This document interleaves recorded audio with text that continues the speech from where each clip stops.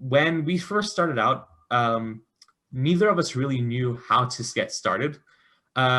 We sort of try to make our own school at home, which with one kid is hard enough, especially like right now that I've definitely been working a lot with our students. And it is harder to teach one child alone than it is to teach 10, when it's a little bit more fun when you work in a group, because you can sort of bounce ideas off each other, and it just makes it a lot more fun to learn. It makes it a little bit more social.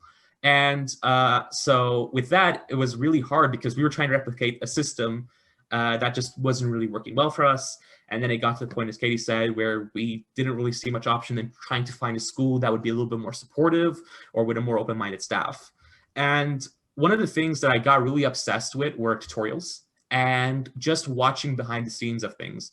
And one of the great things is that, at least at that time in Ireland, if you would watch a news program, usually in the last 15 minutes of a program, they would have this camera that would sort of pan out, and it would show the entire stage where they were working. So you would see the people who are like on the desks who are reporting the news or the weather. They would be usually packing up or getting their new work ready. You would have camera operators taking down gimbals, setting up cameras, lights, anything like this, which was really interesting for me to watch.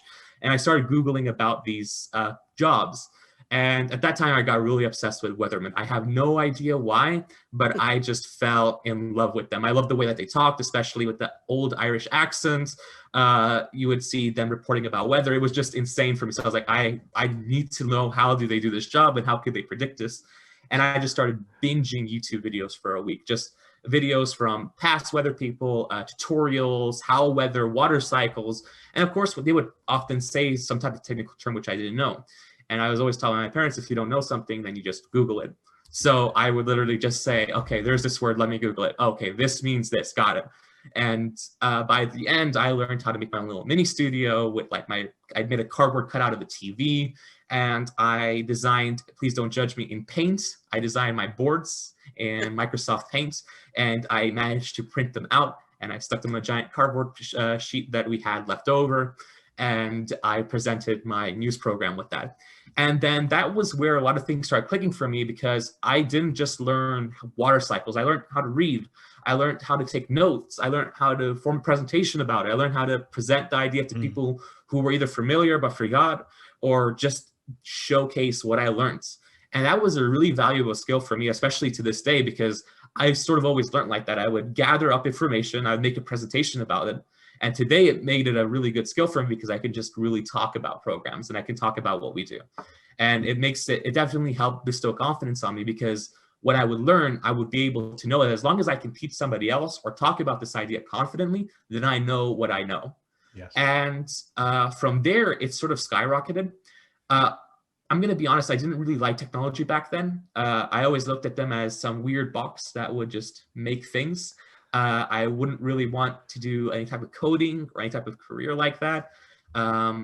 And one time sorry, I did. He didn't want, yes. He said to me, I will not be a man who's sitting all day in front of a computer in a hoodie. That was for Eric developer. I would wear suits. And I was like, okay. I would wear suits all the time. I would look like basically a young business professional who just walked out of an office. That's what I looked like on a day-to-day basis. And this was a mentality that stayed with me for quite a while. And slowly over time, I'm not sure if you guys are familiar with like hackathons or events. Basically, yes. It's these really sick events where you have 48 to 57 hours, I believe, 50 hours, it's 48 or something hours. 72, sorry, thank you. So 72, usually was 72 hours of just, you come in, you pitch an idea, and you make this idea into a reality. And in the meantime, while I was on this path, we were sort of trying to do education and to spotlight this, especially in Ireland. It was definitely a hard part with sort of telling people that this is a possibility. And we wanted to start, when I started really branching out what I was like learning, I would sort of try to figure out how I learned what I learned, which was kind of an odd thing, because for me, it became such an easy process to learn something that I would just sort of forget how I learned it. I would just know it. And I just started observing all this information. And when I did that, we decided that it's something that we should share, because a lot of people started coming to us and they started asking these questions like, how did I learn this? You're so smart, you're a genius. And I'm like, I'm not a genius. I just learned how to learn. It's not rocket science. It's not something that is something that's impossible to learn. Anybody can learn it. The question is, have you learned it or not? And we sort of tried to start showing people that there is a possibility of doing this. So we started making workshops, we started doing events, and we wanted to make like a physical school. And I looked at the cost of making it and the whole process, and I was like, okay, you know what? How about no? Like, that costs way too much money. It has way too many programs. It has way too many different things. So I started trying to speak about this idea, trying to go out to events. I would sort of try to show and inspire people, if that makes sense, to take action and to start demanding some type of change. Just to check in, how old were you at this point? At this point, I was around 8 to 9. This was sort of like that phase. Oh my gosh. Wow. I was expecting 18. Yeah. No. I'm actually still 17 right now. So I'm 17 years old right now. So yeah. And the best thing was when he was talking, he was saying to the people, you know, when I was young, and people were like just cracking up. When like, I was a child. Back when I was only 7. Yeah. Oh yeah, and- like, you know.